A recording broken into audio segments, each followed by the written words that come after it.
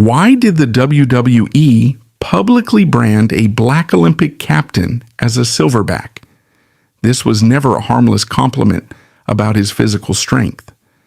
It was a calculated, historically violent racial slur weaponized to degrade a world-class athlete to the level of an animal.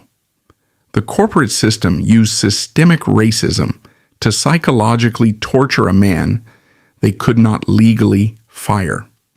This is the dark truth behind the Silverback moniker, exposing an industry's ruthless attempt to strip a black champion of his humanity. When McMahon signed Mark Henry in the summer of 1996, the details of the contract sent shockwaves through the entire industry. It was a 10-year guaranteed agreement worth a reported $10 million. In the 1990s, professional wrestlers were independent contractors. They were rarely offered health insurance, let alone guaranteed decade-long financial security. Contracts of this magnitude were reserved exclusively for proven top-tier box office draws, men who had spent 20 years mastering the psychology of the crowd. Despite having zero experience taking a physical bump, running the ropes, or delivering a scripted monologue, McMahon handed him the holy grail of financial security. The logic of the boardroom was cold and calculated. Henry was the captain of the 1996 United States Olympic weightlifting team. He was a legitimate record-breaking powerhouse draped in the patriotic credibility of the American flag. The corporate blueprint dictated that Henry would simply step into the ring, display his terrifying raw power, and become an instant, highly profitable American hero. The collision between corporate expectation and physical reality was violently abrupt. The executives in Stamford, Connecticut, fundamentally misunderstood the biomechanics and the psychological complexity of their own industry. Professional wrestling is not a test of static strength. It is a highly choreographed, dangerous dance requiring extreme cardiovascular endurance, spatial awareness, and a specific type of muscular flexibility that weightlifters actively train out of their bodies. A man accustomed to locking his joints to press 900 pounds over his head is not biologically primed to throw himself flat onto a wooden ring canvas wrapped in thin foam. Henry's transition was disastrous. His massive, dense frame betrayed him. He moved rigidly. He struggled to grasp the nuanced timing required to protect himself and his opponents. Within months of his debut, the physical toll exacted a heavy price. He suffered a severe ankle injury. The invincible Olympic juggernaut was suddenly grounded, bound by casts and rehabilitation schedules. Inside the corporate boardroom, panic metastasized into resentment. The weekly television ratings wait for no man, and the WWF executives quickly realized that their $10 million investment was not going to yield the immediate, explosive returns they had projected. Henry was suddenly viewed not as an asset, but as a colossal financial liability. In a standard corporate environment, a failed investment is usually written off. The employee is given a severance package and terminated. But the professional wrestling industry operates by its own insidious, carny-rooted laws. McMahon was legally shackled by the ironclad, guaranteed nature of that 10-year contract. He could not fire Mark Henry without paying him the entirety of the remaining millions.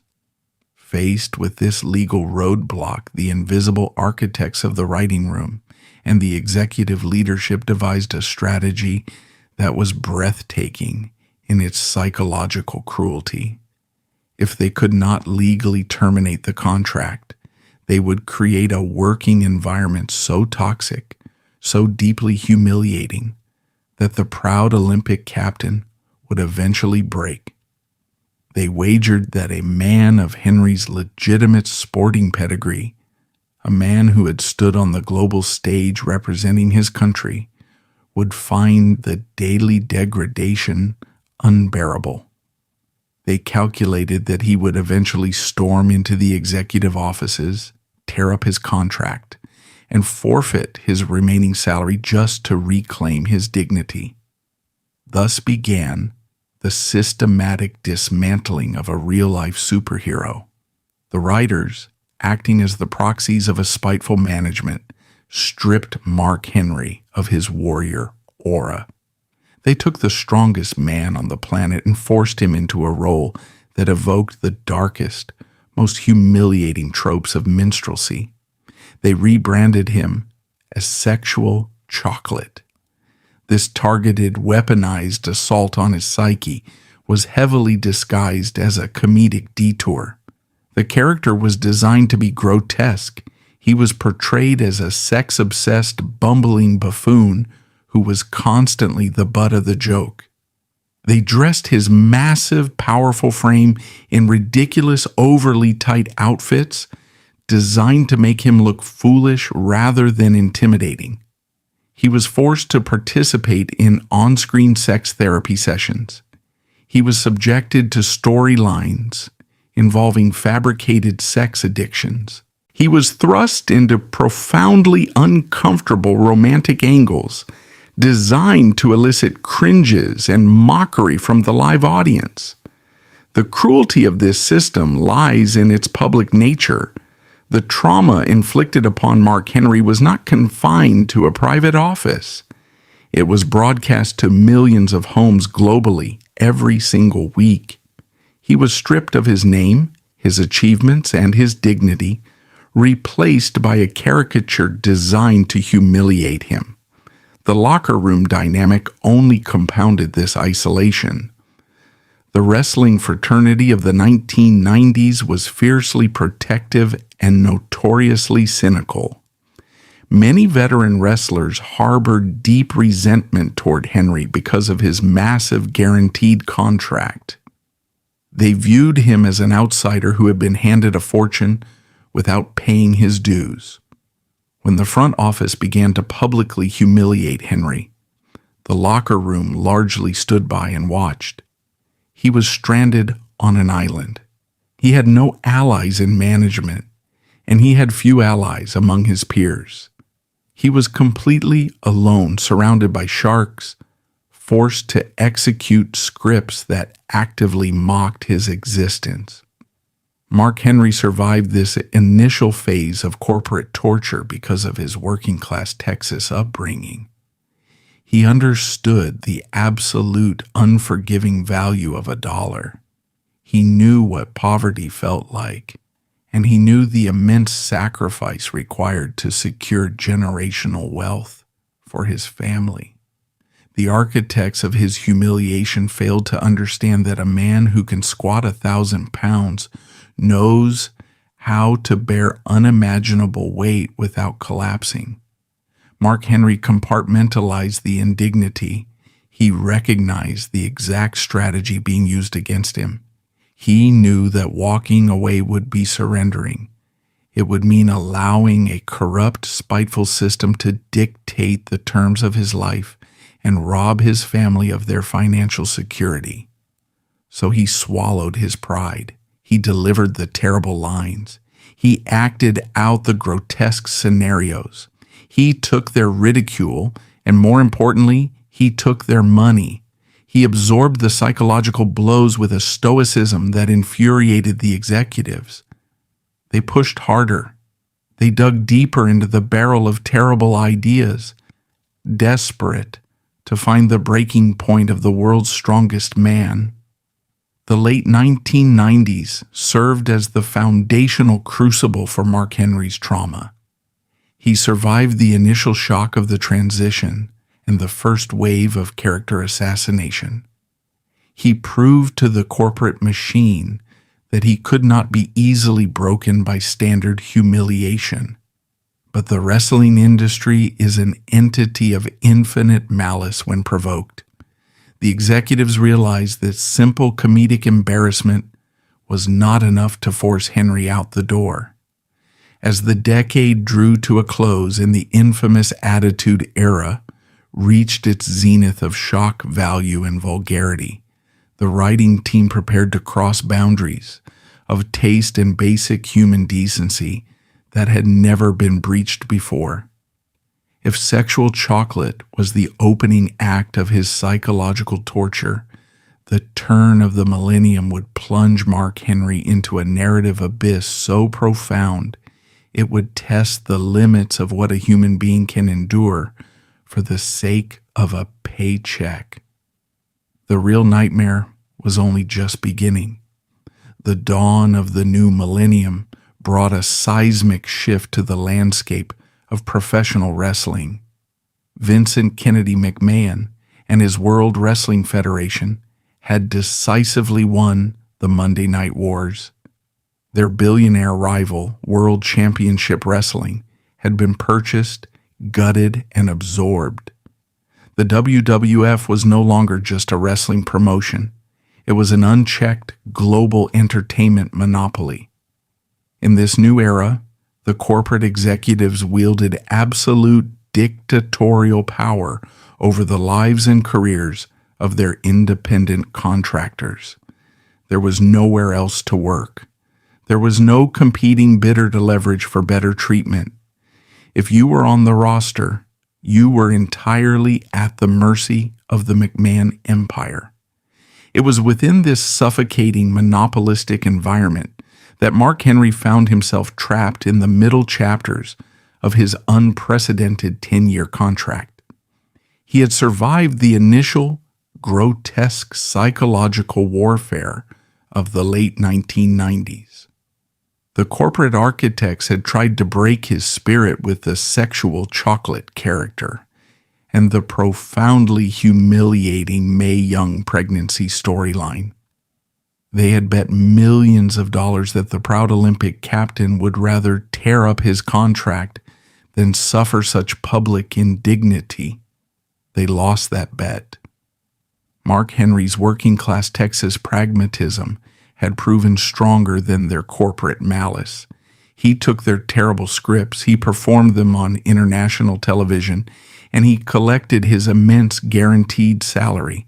He had proven his absolute resilience to personal humiliation, but the corporate machine, frustrated by its inability to force a resignation, did not retreat. Instead, it recalibrated. If they could not break the individual by mocking his personality, they would attack the very foundation of his humanity. They would shift their psychological weaponry from the realm of bad comedy to the dark, historically violent realm of systemic racism. As the years ground on, the physical reality of being a 400-pound professional wrestler began to collect a brutal tax on Henry's body. The ring is not a trampoline. It is a rigid construction of wooden planks stretched over a steel frame, covered by a thin layer of dense foam and canvas. Every time a wrestler falls, taking a bump, the impact reverberates through their skeletal structure. For an average-sized man, the daily accumulation of these impacts is crippling. For a man of Mark Henry's historic mass, the physics are exponentially more punishing. His knees, his back, and his shoulders were absorbing catastrophic levels of kinetic energy every single night on the road.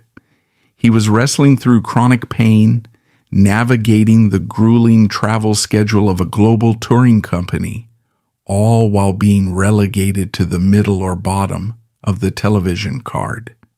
The psychological dissonance of knowing he was the strongest man in the locker room, perhaps the strongest man on the planet, while being booked to lose to men half his size and strength, was a quiet daily agony. By the mid-2000s, Henry had vastly improved his in-ring psychology and mechanical timing. He was no longer the awkward rookie who had broken his ankle. He was a seasoned, reliable, and incredibly intimidating physical presence. Logically, this should have been the moment the writing team stripped away the comedic baggage and presented him as the terrifying monster he was born to be. Instead, they introduced a new narrative device. Around 2007, the television commentators, acting under the direct, screaming orders of Vince McMahon through their earpieces, began referring to Mark Henry by a new specific moniker. They began calling him the Silverback. To a younger or uneducated viewer, the nickname might have sounded merely descriptive, a reference to the dominant male gorilla of a troop, a creature of immense size and strength. But professional wrestling does not exist in a cultural vacuum, and the United States of America carries a heavy, blood-soaked historical memory. In the context of American sociology, comparing a black man to an ape is not a compliment regarding his physical strength. It is one of the oldest, most insidious, and most violent racial slurs in existence. For the demographic of viewers who lived through the civil rights era, who understood the deep scars of American history, the use of this term on national television was not a creative misstep. It was a profound obscenity. The weaponization of primate imagery against black people traces its roots directly back to the dark days of chattel slavery and the Jim Crow South. It was a pseudo-scientific, deeply racist trope designed to dehumanize black men. It was used in minstrel shows, in political cartoons, and in the rhetoric of white supremacists to strip black men of their intellect, their emotional complexity, and their humanity. The underlying message of the ape comparison was always the same. This creature is subhuman, driven by base animal instincts, incapable of higher thought, and therefore deserving of subjugation, control, and violence. The corporate leaders of the WWE were not ignorant of this history. The wrestling business has a long documented history of exploiting racial stereotypes to generate cheap, visceral reactions known as heat from the crowd. The executives knew exactly what they were doing. By branding the most prominent black athlete on their roster as an animal, they were actively tapping into a subterranean vein of systemic prejudice. They were inviting the audience to look at a two-time Olympic athlete, a father, and a deeply intelligent man and see only a mindless beast. It was a calculated degradation. They had stripped away sexual chocolate, only to replace it with a Jim Crow-era caricature. For Mark Henry, this was the absolute red line. He had tolerated the comedic humiliation because he viewed it as a transaction. He was playing a foolish character in exchange for financial security for his family. He could separate Mark Henry, the man, from sexual chocolate, the character. But the Silverback moniker was different. The Silverback moniker directly attacked his race, his ancestors, and the dignity of every black child watching him on television. Continuing to accept his salary under the condition that he allow a billion-dollar corporation to publicly equate him with an ape would not just be a personal compromise. It would be a spiritual defeat. It would mean participating in the degradation of his own people. Mark Henry handled the situation with direct, uncompromising professionalism. He bypassed the writers and middle management producers, walking directly into the private office of Vincent Kennedy McMahon, Henry looked the chairman of the board in the eye and articulated with absolute clarity the historical violence of the word they were broadcasting. He explained that comparing a black man to an ape was a deeply offensive racial slur, not a harmless testament to strength. Confronted with the harsh reality of this historical context, McMahon, reportedly unaware of the term's profound racist connotations, immediately apologized. The moniker Silverback was permanently eliminated, proving that Henry's quiet fortitude could dismantle systemic ignorance directly at its source. It was a moment of profound reckoning for the corporate machine. The executives were used to dealing with insecure performers who lived in constant fear of losing their television time. They were not used to dealing with a man whose sense of self-worth was forged in Olympic iron, entirely independent of their scripted universe. Faced with the unyielding, quiet fury of a legitimate giant, the establishment blinked. They realized they had pushed the boundary of exploitation too far and were now standing on the precipice of legitimate real-world repercussions. The nickname was dropped instantly. It was never spoken by the commentary team again. All merchandise bearing the word was quietly phased out. In that office, Mark Henry won a monumental victory. He had drawn a line in the sand and forced a monopolistic empire to retreat. He had protected not just his own dignity, but the dignity of a community. However, winning the battle for his humanity did not immediately win him the war for his athletic legacy.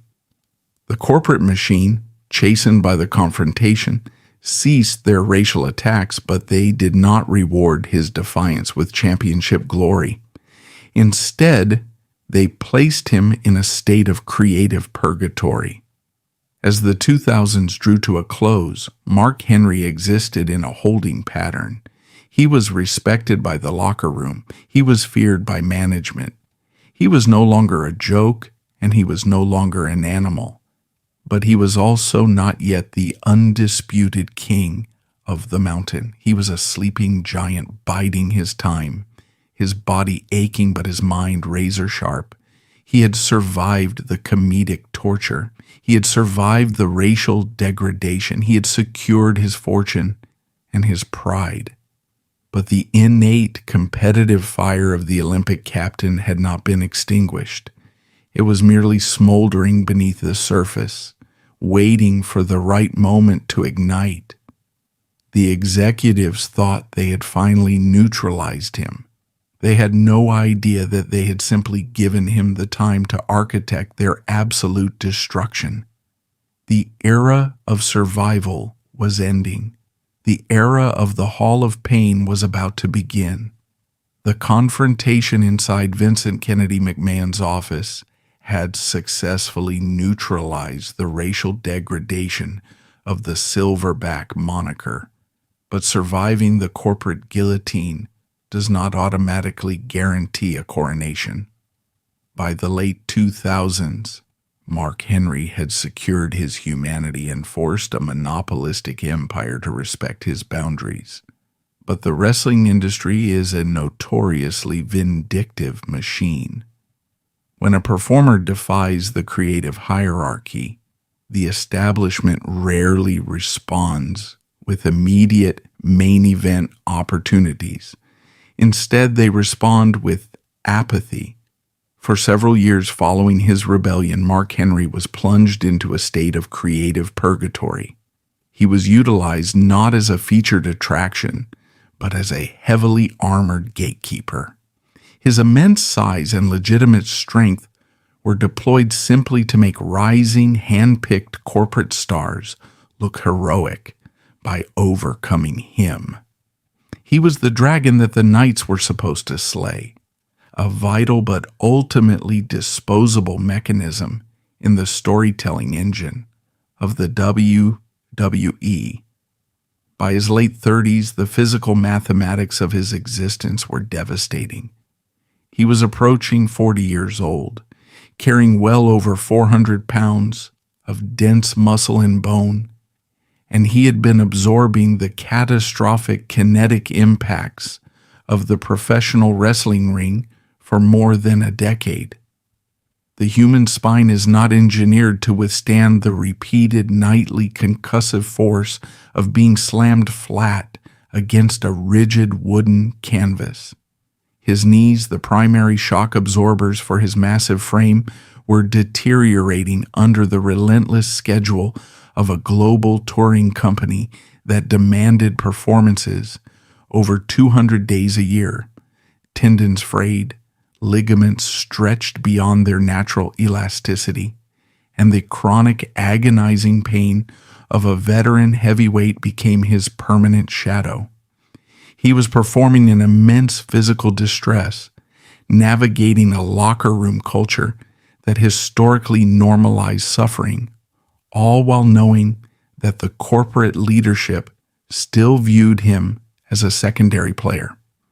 The psychological dissonance of possessing the power to physically dominate every single man in the arena while being contractually obligated to lose to them on television required a profound and exhausting level of mental discipline. As the calendar turned to 2011, Mark Henry reached a critical existential crossroads. He was 15 years into a career that had started with a historic $10 million contract and the highest of expectations. He had survived the comedic humiliation of sexual chocolate, the horrific racial dog whistles, and the agonizing physical toll of the industry.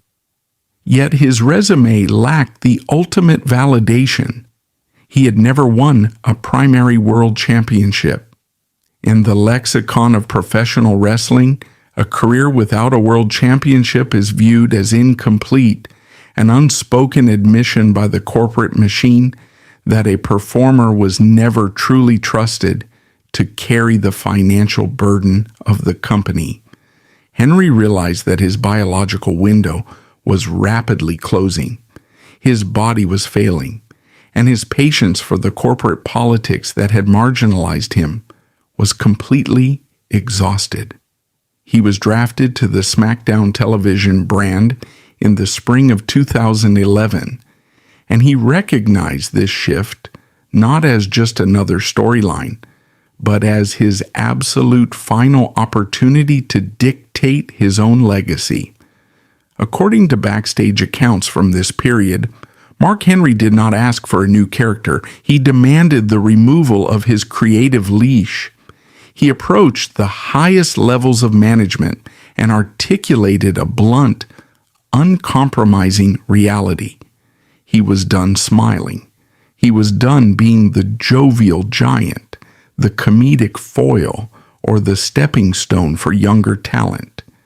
He wanted the writers to stop giving him dialogue written by out-of-touch Hollywood failed screenwriters. He wanted to channel the 15 years of suppressed rage, corporate humiliation, and physical agony directly into the television camera. He wanted to hurt people, and he wanted the audience to believe it. Faced with a veteran who had absolutely nothing left to lose, the corporate hierarchy finally stepped back and allowed the Olympian to construct his own narrative. What emerged from this creative emancipation was a paradigm shift so violent and convincing that it completely altered the trajectory of the WWE. Mark Henry birthed an era that he ominously dubbed the Hall of Pain. The transformation was chilling because it stripped away all the cartoonish theatricality that usually defined professional wrestling villains. Henry altered his entire aesthetic. He shaved his head bald, removing any trace of the youthful Olympian. He demanded new entrance music, selecting a slow, menacing, heavy hip-hop track by the Academy Award-winning group 3-6 Mafia. The song, featuring the repeated guttural chant of "somebody's gonna get their ass kicked," became the siren of impending doom. When that music played, Henry did not march to the ring. He stalked toward it with the slow, deliberate, dead-eyed gait of an apex predator. There was no joy in his eyes, no acknowledgement of the audience, and no exaggerated posturing.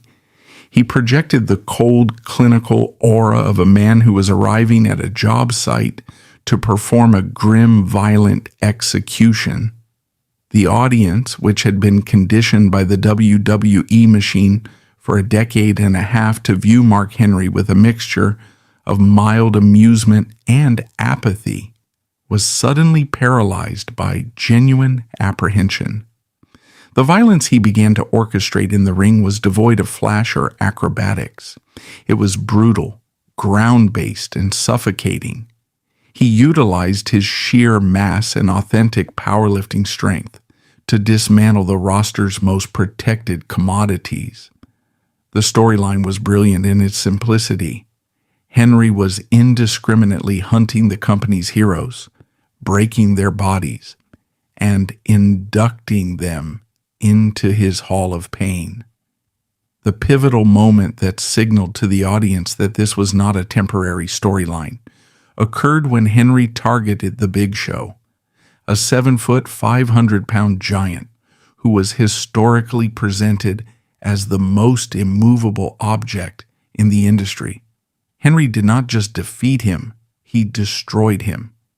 In a highly scripted but terrifyingly executed sequence, Henry placed a steel folding chair around the ankle of the Big Show and leaped onto it from the second rope, simulating a catastrophic bone fracture. The visual of the world's strongest man systematically shattering the limbs of his colleagues fundamentally shifted the atmosphere in the arenas.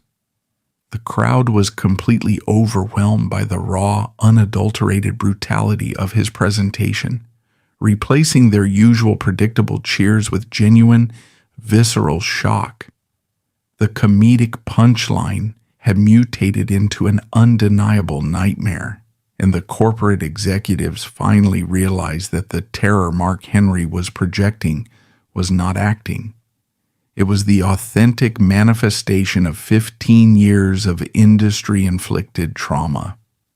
This reign of calculated terror culminated in September 2011 at the Night of Champions pay-per-view event.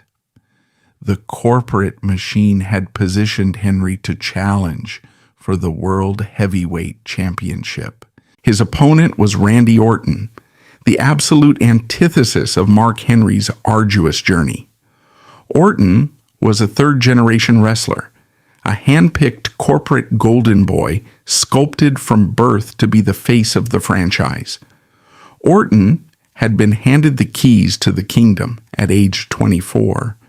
Henry had bled for the company for 15 years just to get a seat at the table.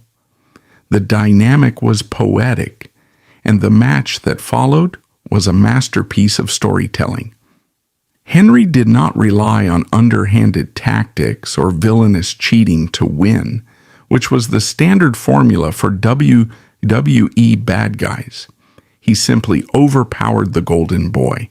He caught Orton midair, absorbed his strikes without flinching, and executed his finishing maneuver, the world's strongest slam, with devastating finality.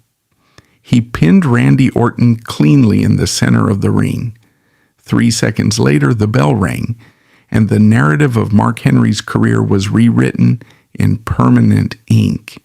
When the referee handed Mark Henry the massive Gold World Heavyweight Championship belt, the facade of the Hall of Pain briefly cracked, allowing the man beneath the monster to surface.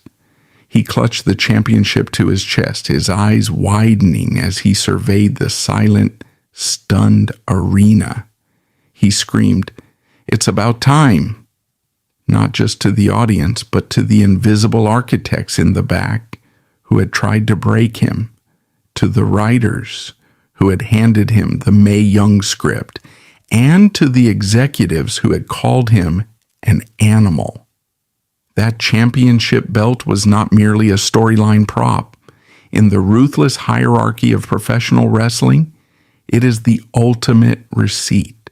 It was tangible, undeniable proof that the corporate machine had been wrong about him for a decade and a half. They had attempted to bury an Olympic powerhouse beneath a mountain of comedic garbage, but his talent, his endurance, and his profound understanding of human psychology had forced them to surrender their highest prize. Mark Henry had finally forced the industry to respect his name. He stood at the absolute summit of the mountain, a king crowned by his own unyielding will. The Hall of Pain era cemented Mark Henry's legacy as one of the most convincing and terrifying antagonists in the history of television. He had vindicated his $10 million contract, proving that he possessed the box office magnetism the executives had always desired, provided they stopped sabotaging him. But the physical toll of climbing to the summit was astronomical. The human body is a finite resource, and Henry's tank was running dangerously low. By 2013, the accumulated damage to his spine and his joints had pushed him to the absolute brink of permanent physical collapse. The corporate leadership knew it, the locker room knew it, and Mark Henry knew it. He was facing the inevitable end of his athletic mortality. But a man who had spent his entire career mastering the art of endurance and surviving corporate manipulation was not going to quietly fade away into the shadows. He had one final masterful illusion left to perform, a psychological masterclass that would weaponize his own suffering to execute the most breathtaking deception the industry had ever seen. The salmon jacket was waiting in the wardrobe. The year is 2013. The Hall of Pain had successfully resurrected Mark Henry's career, transforming him from a corporate punchline into a terrifying world championship caliber monolith. He had forced the professional wrestling industry to respect his name, but the toll of that violent resurrection had pushed his physical mortality to the absolute precipice. The human body, no matter how genetically gifted, is a machine with a finite expiration date. For 17 years, Mark Henry had subjected his 400-pound frame to the unforgiving physics of the wrestling canvas. He had wrestled through torn muscles, shattered joints, and the kind of chronic, deep tissue agony that makes simply getting out of a hotel bed a daily battle of will. By the spring of 2013, the reality of his biomechanical degradation could no longer be hidden by television lighting or adrenaline. He was heavily bandaged. He was visibly limping. He was, by all logical medical metrics, a man at the end of his road. The corporate executives, the locker room, and the global fan base all shared the same grim consensus. Mark Henry's legendary run was over. The murmurs of his impending retirement were not part of a scripted storyline. They were the authentic whispers of an industry preparing to bid farewell to an elder statesman. Mark Henry knew exactly what the world was saying about him, and a man who had spent his entire adult life surviving corporate manipulation realized that this universal assumption of his vulnerability was the most powerful weapon he had ever been handed. He did not ask the writing team for a retirement script. He engineered a psychological trap so profound, so flawlessly executed, that it would secure his place not just as a physical titan, but as one of the greatest theatrical manipulators in television history. On the 17th of June, 2013, the WWE broadcast its flagship television program, Monday Night Raw, live from Richmond, Virginia. The reigning, undisputed face of the company, John Cena, was standing in the center of the ring. Cena was the ultimate corporate golden boy, the squeaky clean hero who represented everything the establishment valued. As Cena held the microphone, a heavy, somber music filled the arena. Mark Henry walked out from behind the curtain. The audience gasped. He was not wearing his wrestling gear. He was not wearing the menacing black colors of the Hall of Pain. He stepped onto the stage wearing a sharply tailored salmon pink suit jacket. The choice of wardrobe was a masterstroke of psychological disarming. A predator does not wear pastel pink to a slaughter. The suit communicated civilization, vulnerability, and finality. It was the attire of a man who had transitioned from a combatant to a civilian. As Henry walked down the entrance ramp, his massive shoulders slumped. His face was a portrait of sheer exhaustion. Tears, heavy, authentic tears, were already streaming down his cheeks. He stopped at the bottom of the ramp, bent over, and unlaced his wrestling boots. He placed them gently on the steel stage. In the unspoken, deeply traditional language of combat sports, leaving your boots in the arena is the ultimate sacred gesture of surrender. It means the warrior is permanently laying down his arms. The audience, conditioned for decades to recognize this specific ritual, immediately dropped their cynical guard. They were no longer watching a wrestling show. They believed they were witnessing a raw, unscripted human tragedy. Henry entered the ring and asked Cena to stay. He did not want to steal the spotlight, he claimed. He merely wanted the champion's respect. Cena, embodying the noble hero, stepped back and handed Henry the microphone, yielding the floor to the retiring veteran. What followed was a monologue of devastating emotional precision. Henry spoke slowly, his voice cracking under the weight of apparent grief. He addressed the crowd, thanking them for their hatred and their love. He spoke about his pride in being a two-time Olympian, but the true genius of the performance lay in how Henry weaponized his own genuine, real-world trauma to sell the lie. He looked directly into the camera and addressed his family. He spoke to his wife, Jana, and his young daughter, Penny.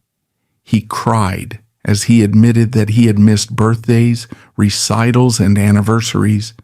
He voiced the profound, agonizing guilt that plagues every traveling performer who sacrifices their family to feed the corporate machine.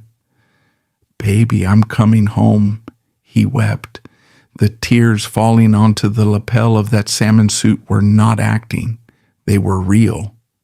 In later interviews, Henry would confess his terrifyingly brilliant methodology. To summon those tears, he forced his mind to revisit the darkest, most painful corners of his 17-year career. He thought about the physical agony in his spine. He thought about the humiliation of the sexual chocolate era. He thought about the racial slurs. He channeled all the suffering the industry had inflicted upon him and allowed it to physically manifest on his face. He took his authentic pain and used it as bait. The crowd in Richmond, Virginia was completely mesmerized. These were fans who ordinarily jeered villains without mercy. But looking at this weeping, broken giant, the arena fell into a respectful, hushed silence. Then a chant began to swell. "Thank you, Henry. Thank you, Henry." The entire building was standing in reverence. John Cena, visibly moved by the raw humanity of the moment, walked to the center of the ring. The corporate hero handed the championship belt to Henry, a symbolic gesture of respect, and then raised Henry's arm into the air, validating the emotional climax for the millions watching at home. The trap was now fully set. The audience, the commentators, the executives backstage, and the champion standing next to him were entirely defenseless, blinded by their own empathy. In a fraction of a second, the illusion violently shattered. As Cena turned away to applaud, Henry's weeping face instantly hardened into a mask of pure, homicidal malice. The tears vanished. The sorrow evaporated. He lunged forward, grabbing the champion. With terrifying, explosive speed that belied his age and his injuries, Henry hoisted the 250-pound Cena onto his shoulder and drove him into the canvas with his devastating finishing maneuver, the world's strongest slam. The sound of the impact echoed like a gunshot through the silent arena. The crowd shrieked in absolute shock. It was not a cheer or a boo. It was the visceral collective gasp of a populace that realizes they have just been spectacularly conned. Henry stood over the fallen body of the corporate hero. He picked up the world championship belt, draped it over his shoulder, and stalked around the ring. The limp, the vulnerability, and the exhaustion were entirely gone. He looked down at Cena, grabbed the microphone, and bellowed a phrase that would instantly burn itself into the annals of television history. "You think it's that easy? I got a lot left in the tank." He threw the microphone down, adjusted his salmon jacket, which remained immaculately crisp, and marched back up the ramp, leaving a trail of absolute devastation in his wake. This segment was not merely a memorable television angle. It was the ultimate definitive vindication of Mark Gerald Henry. For 17 years, the invisible architects of the wrestling industry had treated him as a blunt instrument. They viewed him as a block of muscle, a physical prop who lacked the psychological nuance to carry a complex emotional narrative. They had forced him to play the fool because they fundamentally underestimated his intelligence. The salmon jacket promo was a violent theatrical slap in the face to that corporate hubris. Henry proved that he was not just a powerlifter. He was a savant of the human condition. He understood exactly how the audience viewed him, as an aging, broken, sympathetic veteran, and he weaponized their own pity against them. He manipulated the emotions of millions of people with the deft surgical precision of a master sociopath. He directed his own masterpiece. To achieve this level of deception in the modern era of the internet, where fans have access to backstage rumors, script leaks, and insider knowledge, is nearly impossible. Yet Mark Henry fooled the entire globe. He didn't even tell his own wife about the script. He knew that if the cameras caught a glimpse of anything less than pure authenticity, the ruse would fail. He embraced total isolation to protect the integrity of the lie. In 5 minutes of television time, Mark Henry erased the final lingering shadows of his early career humiliation. The executives who once thought he was a joke had just watched him orchestrate the most compelling, sophisticated, and talked about segment of the entire decade. He had transformed from a physical victim of the system into its intellectual master. The salmon jacket deception culminated in a highly lucrative main event clash with John Cena, proving his intellectual grasp of the business was as formidable as his physical strength. However, theatrical brilliance could not reverse biological reality. By the mid-2000s, Henry's body, battered by decades of absorbing catastrophic impacts, with degrading cartilage and chronic spinal pain, was rapidly failing. Recognizing his days as an active combatant on a relentless global schedule were numbered, he transitioned into a quiet, powerful force behind the curtain. Grounded by his Olympic weightlifting discipline, he avoided the common pitfalls of retiring athletes and embraced his evolution from conqueror to guardian. Henry refused to let the next generation navigate the same toxic, exploitative culture he had endured. He became an uncompromising advocate and gatekeeper for younger talent, ensuring the corporate cruelty he survived would never be repeated. The transition from an active main event combatant to a part-time attraction is often the most psychologically devastating period for a professional athlete. Many performers, stripped of the roar of the crowd and the spotlight of television, fall into spirals of addiction, depression, and financial ruin. The wrestling industry is littered with the tragic biographies of men who did not know how to exist without the validation of the arena. But Mark Henry was not a product of the wrestling machine. He was a product of the Olympic weightlifting platform.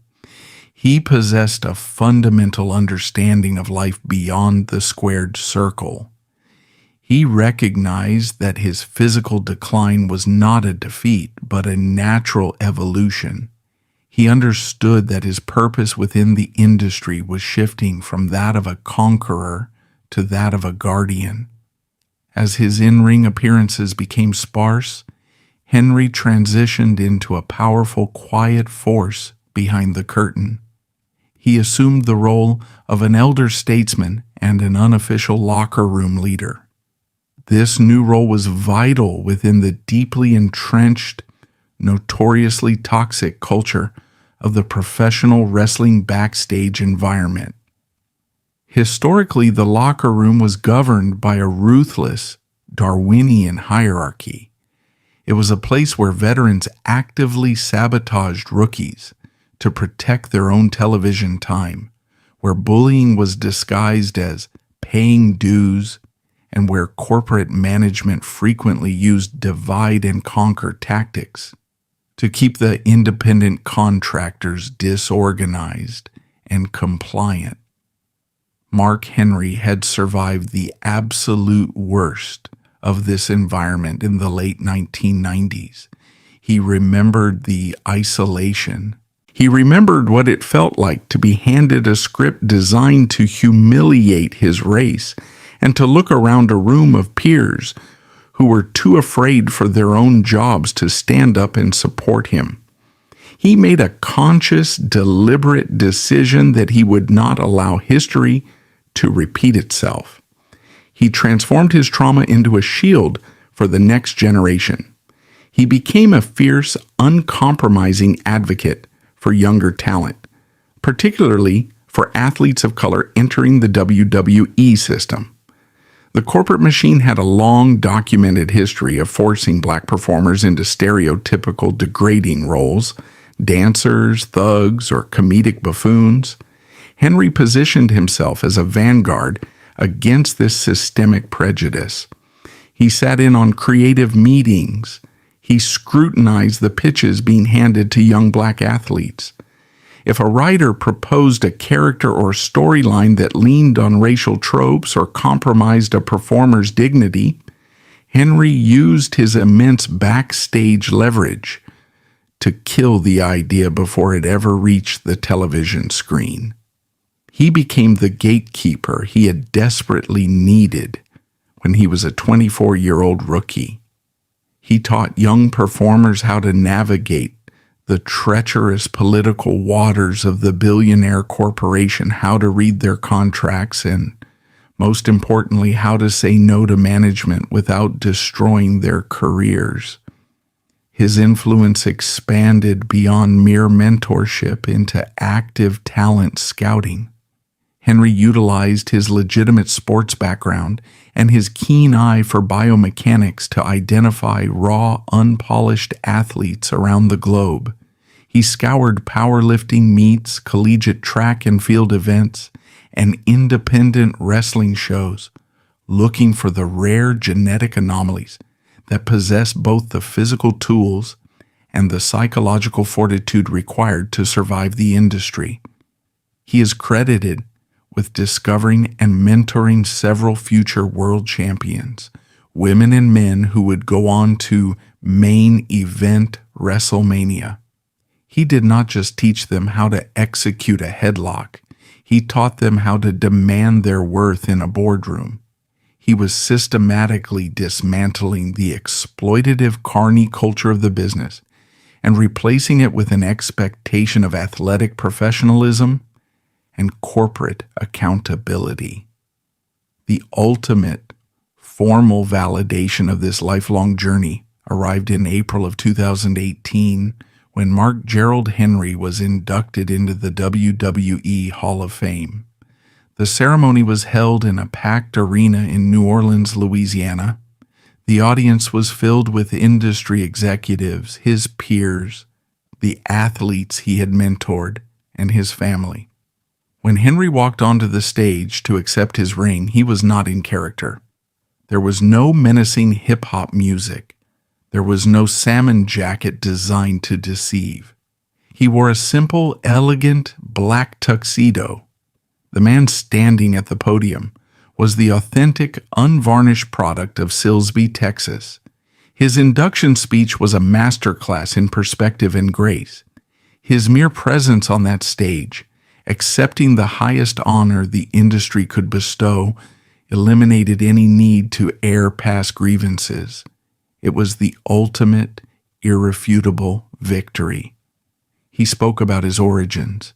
He thanked Dr. Terry Todd, the man who had first recognized the Titan hiding inside a grieving teenager. He spoke about the agony of his injuries and the immense quiet strength of his wife, Jana, who had anchored his life while he navigated the madness of the road. As he looked out over the sea of faces, the tears that fell were not the calculated, weaponized tears of 2013. They were the profound, heavy tears of a man who has crossed a vast, terrifying desert and finally reached the ocean. He asked the audience to indulge him one last time. He put on a pair of thick-rimmed glasses, a nod to his sexual chocolate days, acknowledging his past without letting it define him. He then removed them, looked squarely at the camera, and delivered a powerful, heartfelt plea for diversity and respect within the industry he had helped to build. He stood before the world not as a broken employee, but as a conquering patriarch. To analyze the legacy of Mark Henry is to examine the absolute triumph of human endurance over systemic cruelty. The narrative of his life resonates so deeply with older generations because it is a profoundly relatable story of workplace survival. Very few people will ever know what it feels like to deadlift 900 pounds or stand in a wrestling ring in front of 80,000 screaming fans. But millions of people know what it feels like to work for a corporation that does not value them. Millions know the quiet, suffocating humiliation of dealing with corrupt management, of being overlooked for promotions, of facing subtle or overt prejudice in the workplace, and of having to swallow one's pride simply to put food on the table for their children. Mark Henry is a hero not just because of his muscles, but because of his patience. He proved that rebellion does not always require burning the building down. Sometimes, the most devastating form of rebellion is outlasting your oppressors.